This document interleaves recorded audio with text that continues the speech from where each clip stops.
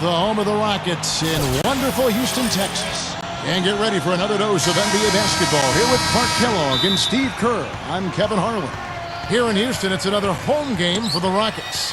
Well, they know they have...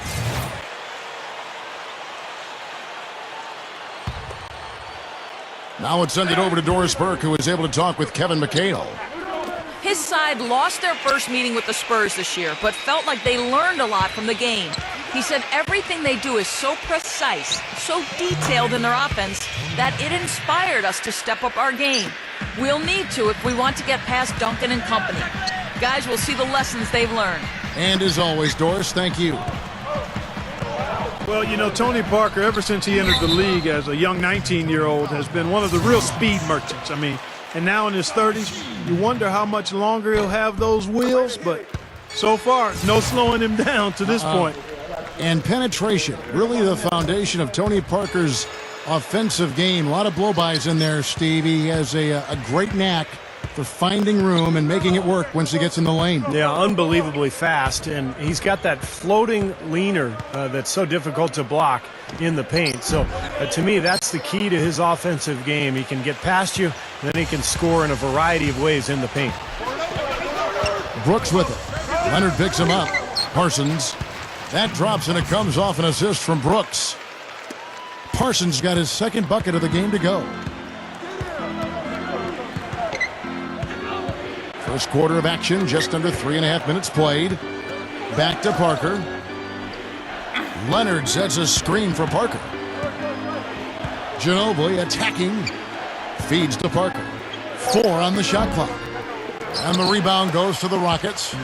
They want to keep it rolling here following the win against Dallas. Well, it was a good win.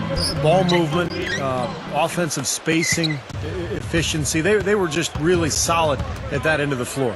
And when they got hot, they were impossible to cool down. That was the case throughout the game. They get it back. Splitter misses. They are setting the tone here early with their work on the boards. Yeah, only a moderate advantage here, a slight one, but as the game wears on, it's one they'll definitely look to build on. Parker outside. Kicks to Diaw. Back to Parker.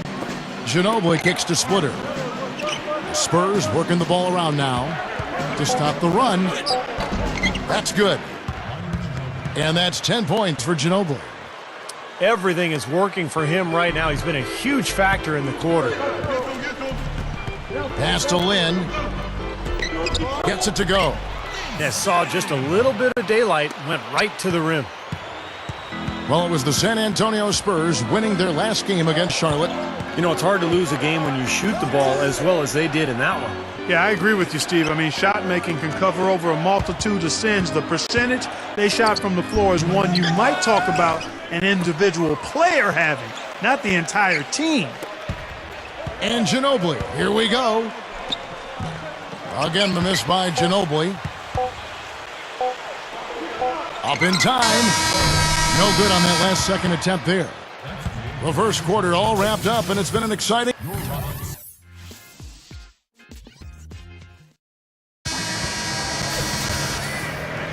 And off we go.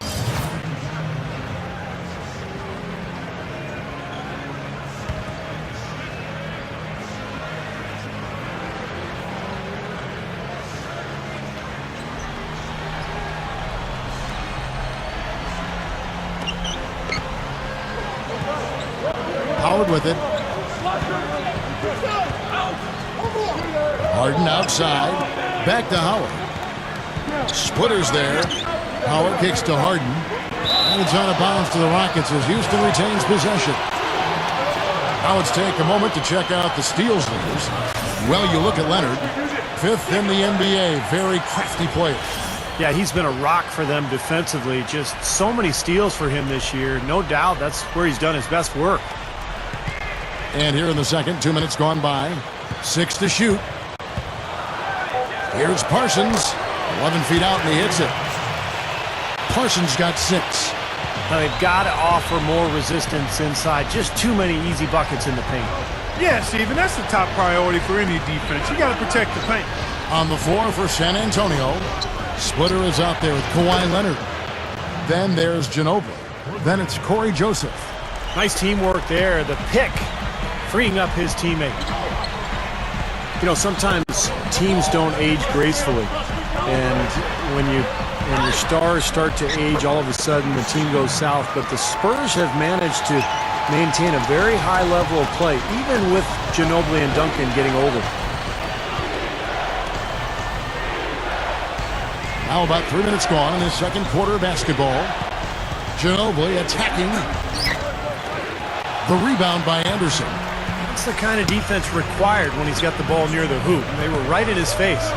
The Spurs have gotten older, as you've said, Steve, but, you know, they've made the most of it.